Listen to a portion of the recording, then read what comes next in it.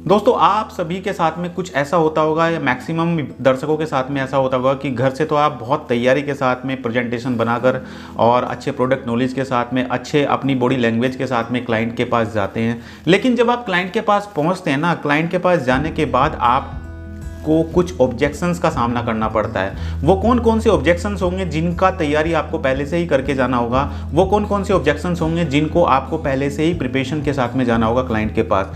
आज की इस वीडियो में हम जानेंगे उन 10 ऑब्जेक्शंस के बारे में जिनकी तैयारी आपको पहले से करनी चाहिए और जब आप क्लाइंट के पास जाएं तो आपके पास उन सभी ऑब्जेक्शंस के जवाब होना बहुत ज़रूरी है। तो आने वाली वीडियो में हम इन सभी ऑब्जेक्शंस को कैसे हैंडल करना है ये भी जानेंगे, लेकिन आज पहले हम समझते हैं कि 10 कौन कौन से ऑब्जेक्शंस हैं जो आपको अपना प्रोडक्ट सेल करते समय, प्रोडक्ट सेलिंग के समय आपको फेस करने होते हैं। तो अगर आप मेरे चैनल पर नए हैं और पहली बार मेरी वीडियो को देख रहे हैं तो सबसे पहले आप मेरे YouTube चैनल को सब्सक्राइब करें और साइड में जो छोटा सा बेल आइकन है उस बेल आइकन को प्रेस करें ताकि आने वाले समय में आपको मेरी वीडियोस के नोटिफिकेशन टाइम टू टाइम मिलती रहे। और दोस्तों एक बात मैं आपको और बता देता हूं कि अगर आप मुझसे डायरेक्टली सवाल करना चाहते हैं तो हर संडे रात ठीक 9 बजे मैं अपना YouTube लाइव प्रोग्राम लेकर आता हूं।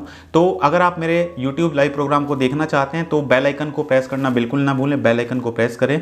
और अगर आप बेल आइकन को प्रेस करेंगे तो मेरी वीडियो का नोटिफिकेशन आपके पास तुरंत पहुंचेगा, तो आप मेरे YouTube लाइव प्रोग्राम को देख सकते हैं और डायरेक्टली आप मुझसे सवाल कर सकते हैं जिसमें मैं आपके प्रश्नों का जवाब दूंगा। तो दोस्तों चलिए आज प्रोग्राम को आगे बढ़ाते हैं और शुरू करते हैं उन 10 ऑब्जेक्शंस के बारे में। दोस्तों अक्सर होता क्या है कि हम बहुत ही अच्छी तैयारी के साथ में कस्टमर की डिटेल अपने पास रखते हैं और कस्टमर के लिए हम प्रेजेंटेशन बहुत अच्छे तरीके से बनाते हैं, उसका प्रिंट आउट निकाल के लेके जाते हैं, क्लाइंट के पास पहुंच जाते हैं। लेकिन क्लाइंट्स कुछ हमसे ऐसे ऑब्जेक्शंस करता है, क्लाइंट कुछ हमसे ऐसे सवाल पूछता है कि हमारे पास उनका जवाब ही नहीं होता है। तो हम उन ऑब्जेक्शंस को किस तरीके से हैंडल करेंगे वो हम अपनी आने वाली वीडियो में डिस्कस करेंगे। लेकिन पहले समझते हैं वो 10 कौन कौन से ऑब्जेक्शंस हैं। अगर आप चाहते हैं इन ऑब्जेक्शंस को कैसे हैंडल करना है तो आप मेरे चैनल को सब्सक्राइब कर सकते हैं, क्योंकि आने वाले समय में मैं सभी वीडियोज़ आपको इस चैनल के माध्यम से दूंगा।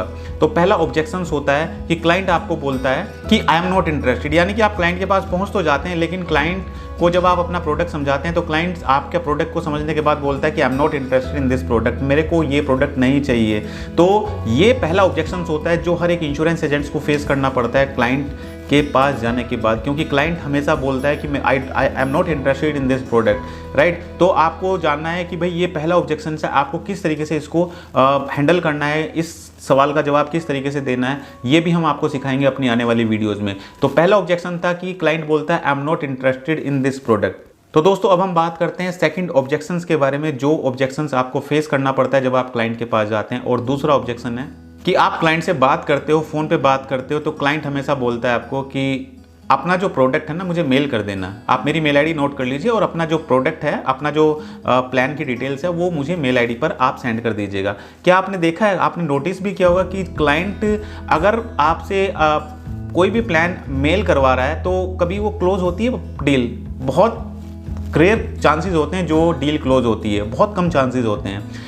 मैक्सिमम क्लाइंट्स तभी पॉलिसी लेते हैं जब वो आपसे फेस टू फेस मिलते हैं। जब वो आपसे फेस टू फेस मिलेंगे तो कन्वर्जन के चांसेस बढ़ जाते हैं। लेकिन कोई क्लाइंट बोलता है ठीक है व्हाट्सअप कर दो, ठीक है मेरे को मेल कर दीजिए, तो ये सेकंड ऑब्जेक्शन होता है। आपको इसको किस तरीके से डील करना है वो भी हम आने वाली वीडियो में सीखेंगे। तो दोस्तों ये था मेरा सेकंड ऑब्जेक्शन जो आपको फेस करना होता है। आपको ये सवालों के जवाब अपने पास रखने चाहिए जब आप क्लाइंट के पास जाएंगे। अब हम बात करते हैं ऑब्जेक्शन नंबर 3 और ये है कि आप क्लाइंट को पॉलिसी तो समझाते हो लेकिन क्लाइंट बाद में बोलता है कि भाई मेरे पास तो बहुत सारी इंश्योरेंस पॉलिसीज़ है, मुझे I don't need any insurance policy, मुझे कोई लाइफ इंश्योरेंस पॉलिसी की ज़रूरत नहीं है।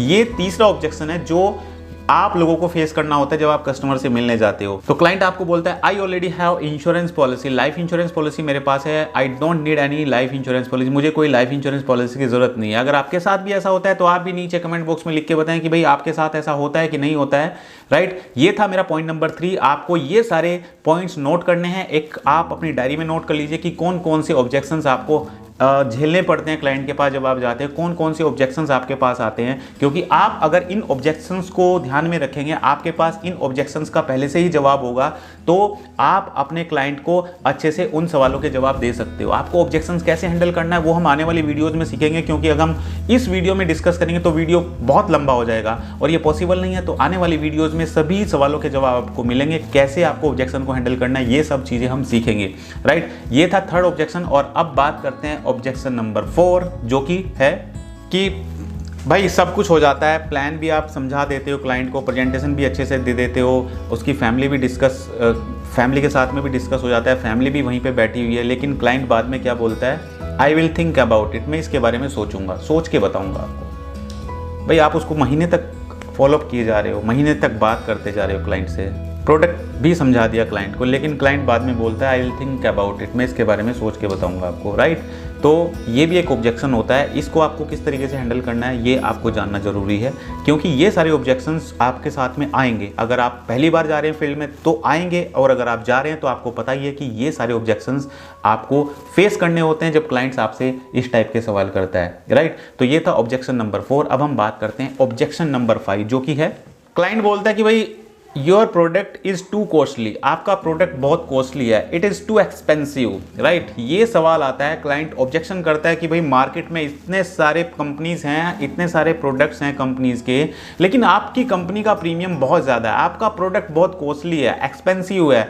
तो उसका जवाब आप कैसे देंगे, आपको ये जानना होगा। अगर आप इंश्योरेंस सेक्टर में तो उसके तरीके अलग अलग तरीके हैं, आप उसको अलग अलग तरीके से बता सकते हो, क्योंकि आप भी जानते हैं कि मार्केट में इतना कॉम्पिटिशन है, इतनी सारी इंश्योरेंस कंपनीज हैं, तो कॉम्पिटिशन होना तो लाजमी है, राइट। लेकिन आपको उसका जवाब क्लाइंट को देना होगा, आपको पहले से ही प्रिपरेशन के साथ में जाना होगा कि भाई अगर ये ऑब्जेक्शन आता है तो इसका जवाब मुझे कैसे देना है।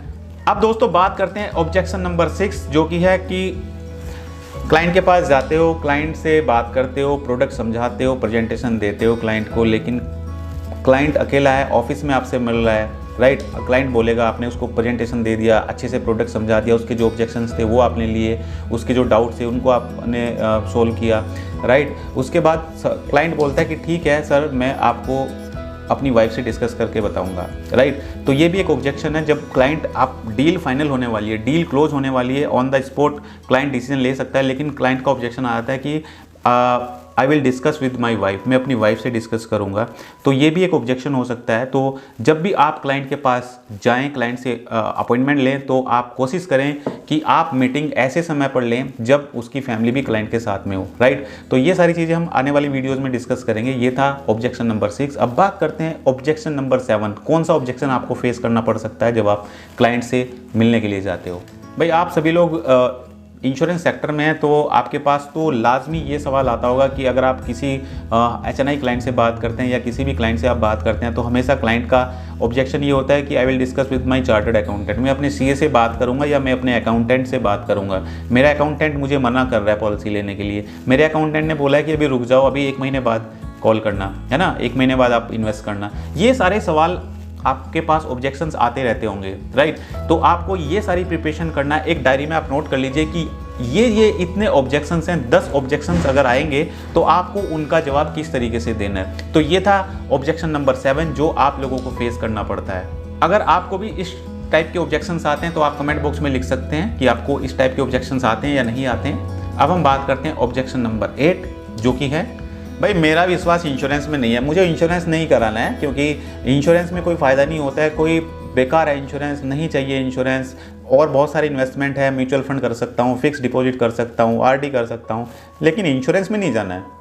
इंश्योरेंस में मेरा विश्वास नहीं है, बेकार है इंश्योरेंस। इस टाइप के सवाल, इस टाइप के ऑब्जेक्शंस भी आपके पास आते होंगे। तो ये ऑब्जेक्शन नंबर 9 है कि क्लाइंट बोलता है भाई मेरे साथ में कुछ नहीं होने वाला है, मेरी डेथ वेथ होने वाली नहीं है, मुझे कुछ नहीं होगा, इंश्योरेंस में पैसा लगाना बेकार है, मुझे कुछ नहीं होने वाला है, मैं फिट हूँ, मैं बिल्कुल फाइन हूँ, मुझे कोई दिक्कत नहीं है, कोई ब्लड प्रेशर नहीं है, शुगर नहीं है, कोई दिक्कत नहीं है, कोई बीमारी नहीं चल रही है, तो मुझे कुछ नहीं होने वाला है, तो इंश्योरेंस मैं नहीं ले रहा हूँ, मेरे को इंश्योरेंस लेके कोई फ़ायदा नहीं है। ये भी आपके साथ में ऑब्जेक्शन आ सकता है। यार अभी ऐसी सिचुएशन में पैसा ही नहीं है, यार मैंने फ्लैट ले लिया, मैंने बच्चे के स्कूल की फ़ीस दी है, यार मैंने जो है अभी एक छोटी सी इन्वेस्टमेंट की है म्यूचुअल फंड में, यार मैंने तो एक FD करा दी है, यार मेरे पास पैसा नहीं है इंश्योरेंस के लिए, अब बताओ मैं कहाँ से इन्वेस्ट करूँ। ये भी ऑब्जेक्शन आपके पास ज़रूर आता होगा, ऐसा मुझे लगता है, क्योंकि मेरे साथ जब मैं फील्ड में जाता था मेरे पास ये सारे ऑब्जेक्शंस आते थे, आपके साथ में भी ये सारे ऑब्जेक्शंस आते होंगे। तो आपको मेरा कहने का मतलब ये था, आपको समझाने का कि ये सारे ऑब्जेक्शंस आपको अपनी डायरी में नोट करने हैं।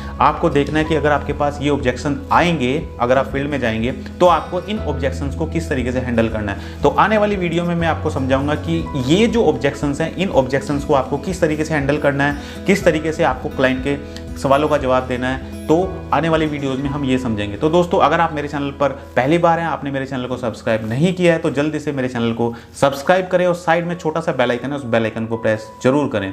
तो थैंक यू सो मच हमारी वीडियो से जुड़ने के लिए, बहुत बहुत धन्यवाद।